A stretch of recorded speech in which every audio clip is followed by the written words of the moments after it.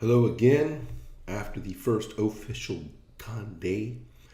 Now, it would be great to be doing these kind of more on location.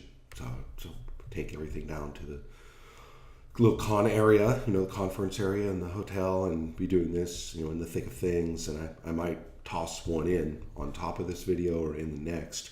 Right now, I'm not doing that just because it's noisy and I want to not have this cacophonous situation that has messed up my con trip videos in the past. So right now, we're still in the kitchen.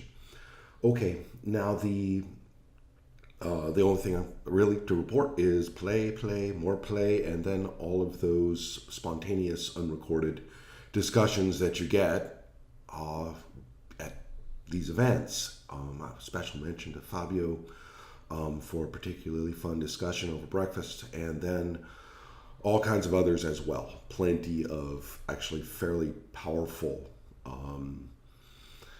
kind of impromptu role-playing dissections and reflections as usual. And the only hope for such things is that they not be lost in terms of personal experience, because they certainly are lost in any kind of archival way.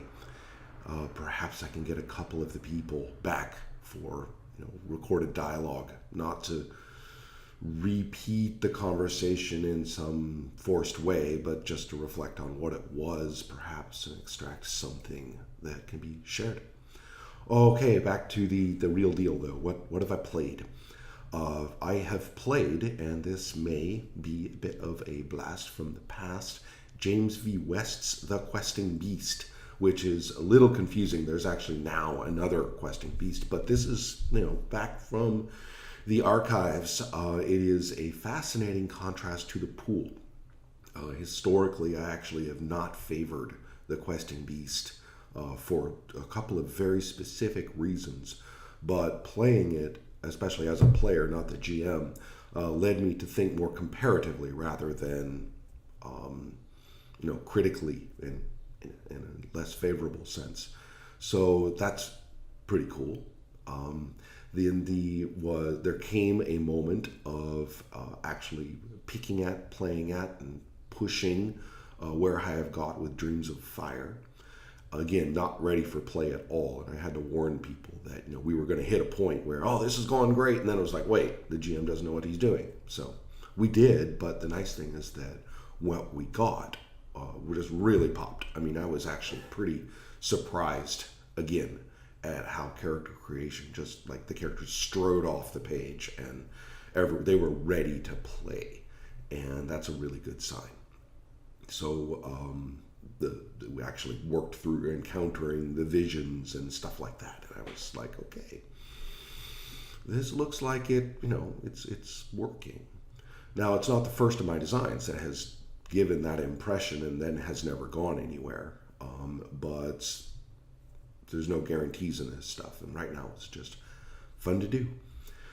What next?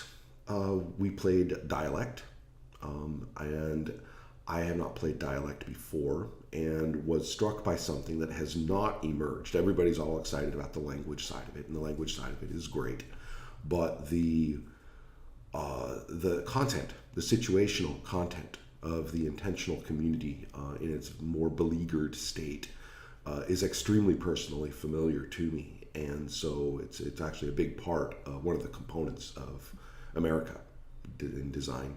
And so I was looking at that and going, all right, I am really seeing there may be some personal background here involved for some of the authors. There's just a little too much real world terminology from some of the intentional communities that I'm actually personally familiar with in the text of the rules, not as examples, but as the actual prose of the rules themselves. And I was like, wait a minute, this has the ring of truth in its presentation that makes me real interested in asking the authors about personal background, sharing a little bit of my own perhaps, and seeing what they think of that, or what their analytical or experience of it, or their understanding of it, perhaps their academia may be. So, very interesting. The only downside of all of this was all the interruptus. The Questing Beast game was just going great guns, and then encountered a case of family interruptus for one of the players, and had to stop. And then also the Dreams of Fire game did what it was to do, but it was necessarily going to have to kind of end middlish, because it's just poking at some mechanics. It's not even in like alpha let's play mode. And then we have the situation with Dialect, which of course is a pretty big beast of a session, especially if you do the full setup, you know. And so we played the first phase all the way through, and we looked at the setup for the second phase and got a nice feel for it. And all of us were really, you know, excited about what we had done. The game generates a great deal of camaraderie, and unsurprisingly, considering the topic and the means of play.